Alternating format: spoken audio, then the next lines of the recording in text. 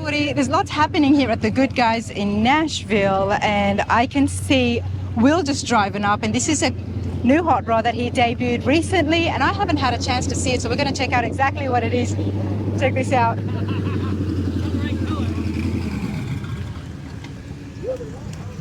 Will, you've got a new one. What are you doing here?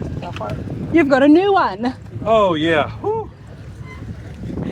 You know, I wasn't expecting to see so much, I'm not going to call it dirty, but there is a lot happening here. Let me give Will a mic and then let's find out exactly what he's been up to. All right, now that Will is mic'd up, good to see you. Good to see you too. Big Oak Garage, everybody. Will's done some phenomenal builds. The shop tour is on the channel as well, but we're here at Good Guys. Now, the last car that was just the big hit was the Nomad. Right.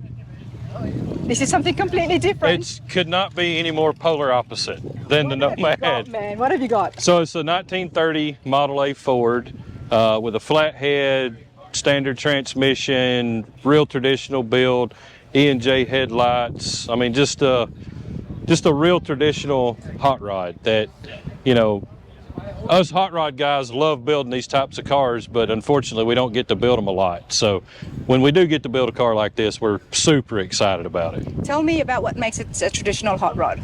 So it's got a bunch of old vintage parts from the 50s and 60s on it. So like those headlights, those are super rare from the 50s and 60s. A flathead, they stopped making a flathead in 1952. So just a lot of things on it that are just vintage, like cloth wrapped wiring. This is so different to the Nomad that was just sleek, it was modern, the chrome. Wow, we're going to have a look at the interior in a moment, but tell me about the build. How did this come about? So we built this car for David Coker, and he used to own Rocket Racing Wheels. Me and David have been friends, and he's been a customer of Big Oaks for a really long time. And so we built him the Rocket Camaro. It was an autocross car, super cool, wide body, just crazy build. But he's a traditional hot rod guy like a lot of us are, and he's been collecting parts for this car for over 12 years. Wow. And so we worked out a little bit of a trade, and I built... Okay, hold on. Tell us about the trade. So I started Grip Autocross. Okay. So it's an autocross company that is in Gadsden, Alabama, me and my friend Wesley McBrayer. And I really didn't have an autocross car. And so I called David. I was like, hey, can I borrow the Rocket Camaro for a few months? He's like, absolutely. And so I go and get it. And he's like, what you need it for? So I told him all about Grip. I think, I'm actually wearing a Grip shirt today. You've been running that for a few years. Right. Yeah. And so anyway, he's like, you need this Camaro. And I'm like, David, I can't afford to buy that car. And he goes, let's work something out. I was like, all right. So he'd been wanting this car for a long time. So we got together. I built him the car. Basically, I built him this car for the Rocket Camaro. Okay, love that. Yep. I mean, this is the car roll. Trays like that, I'm guessing, is common. Yeah. I mean, well, I don't know if it's that common or not, to be honest with you. It's kind of high risk for the builder because you don't really know what you're getting into, and we always make them nicer than we should and stuff like that. So, well, did David give you the Model A, or did you build everything from the ground up? He had the Model A, he had the chassis, and he had the engine. Okay. And he had the headlights. He had the Beehive oil filter. So he had a lot of the parts. And then we just took all those and enhanced them and made them all work together. And here it is. Well, I'm guessing that the Flathead did not sound like that. No. No, it's got an Isky cam in it. And those heads are super rare. The only other set of those I've seen are in the Speedway Museum in Lincoln, Nebraska. Wow. And we just finished up the Good Guys Hot Rod of the Year tour. That's why it's so dirty and nasty right now. So we finished this car last Saturday. We had an open house at Big Oak, and we debuted it to David and a lot of our friends. And after that, we started logging miles. So for Hot Rod of the Year, you have to have 500 miles on it when you get here.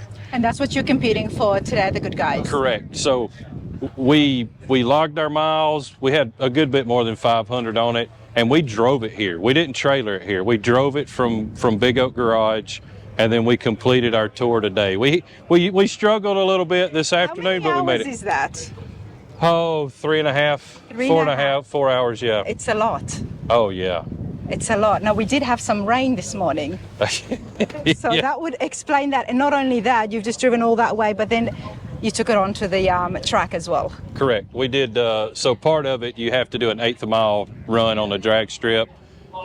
It didn't go quite as well as I wanted it to, but you know what? We made it.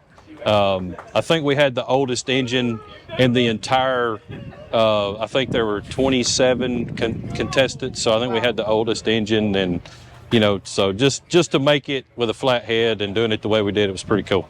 I love that. 27 of you all competing for the Hot Rod of the Year. You've got something very traditional, Right. very vintage, and then you're competing with obviously engines that I'm guessing is very modern as well inside Yeah, a there's Hot Rod. from LS's to, you know, Y blocks. I think there was a nailhead or two out there. A lot of small block Chevys, but we like being different. You know, we like being a little different than I think the everybody. thing that at I'm Big Oak. enjoying the most here is, Will, you drove this all the way from Alabama to here, and it's been on the track as well, and that is a very old engine. It is. So it doesn't matter on how fast you go, but the fact that you've made it, David's got to be happy about that. Oh, nothing fell, nothing broke. Right. It's just been finished last week. Unfortunately, he wasn't able to be here today. I really wish he would have been, but he'll be here tomorrow to hopefully enjoy seeing what happens tomorrow. So we'll see. And it'll give you a chance to clean it. Right. We're gonna have to. So it's pretty dirty. Let's come around here. Now talk to me about the top. I'm really liking the wood. So this is teak wood. So built by Ricky. Ricky Howard did the interior in this, and what we did was we 3D scanned the roof, and then he built a positive and negative buck. So he sent me one, and he kept the other one. We made the roof fit one buck, and he made the roof insert fit the other buck. Wow. And if you really look, I mean, there's so much detail in this teak wood where, you know, the slats just don't run all the way in dead end. It's just a ton of work that Ricky did. One of the highlights of the car is the roof. Oh, it definitely stands out. And it's such a great contrast with the green that you've got. Now, it had been raining, you obviously got wet, which means inside it's pretty waterproof.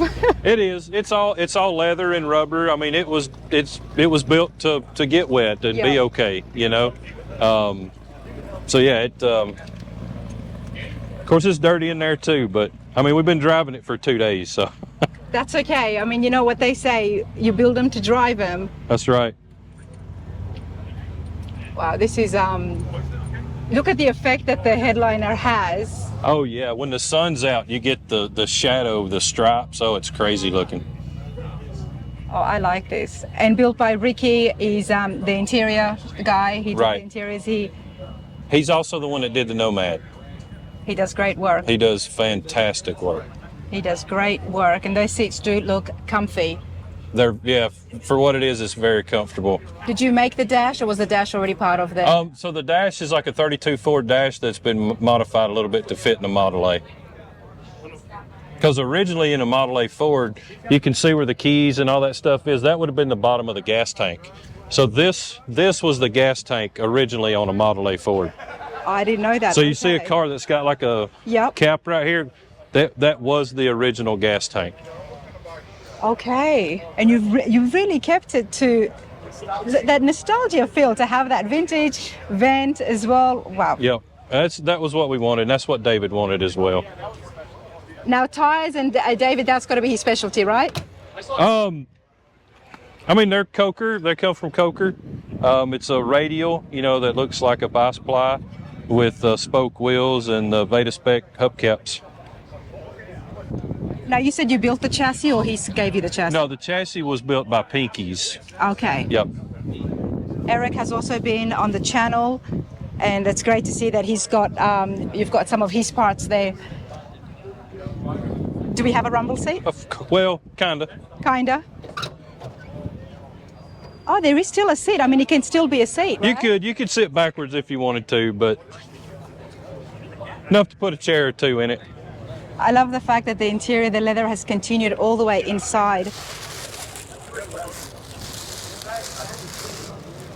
And what's the hitch for?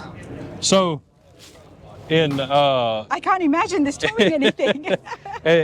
in land speed racing, the cars are geared so low that they push them off. Okay. So that's what that is to insinuate. It's a push bar. It's a push bar. Yeah. I love doing interviews because I come across information and things that I had not, and you know, I've done so many and I've seen so many Model A's and hot rods, but every time there's just something new you find out. Right. There's so many different ways to build a car, you know. And you know what's awesome about you is you don't mind asking. Oh yes. You know, no, a lot of I don't. people assume, and I think it's awesome that you just ask, you know, and you kind of put some people on the spot, and that's awesome. Well, I don't mean to, but I have to. I have to ask what it is. I mean, it's just sitting there. This is a beautiful hot rod, but it sounded brilliant. I mean, when I saw you coming, I'm like, "There's Will. Will's coming." So now let's catch up a little bit with Big Oak Garage. I know you guys have been up to a lot of big things. Last time me and you spoke, you were getting involved with a lot of carbon fiber. Yep. So we're working with Zach at Z-Rods on a couple of things, and we're getting close. I know I told you that last time, but Still can't mention it because okay. not quite yet. But Zach has what he needs to start producing, and once we kind of figure out a timeline, then we'll make the announcement. Love it. I mean. Merlot is one Cadillac that's always going to stick with me. Yep. Never going to. That's how we met. That's how we met. Yep. And then you also had the green martini, the dirty martini. Dirty martini. Yep. The dirty martini. Do we have a name? The Kong Coupe. The Kong Coupe. Yep. Like the heads. The heads are Kong heads, so the Kong Coupe. There you go, everybody. Yep. Will, it's always a pleasure. Great to see you, So glad to catch up with you. Yep. You too. Thanks, mate. Yep.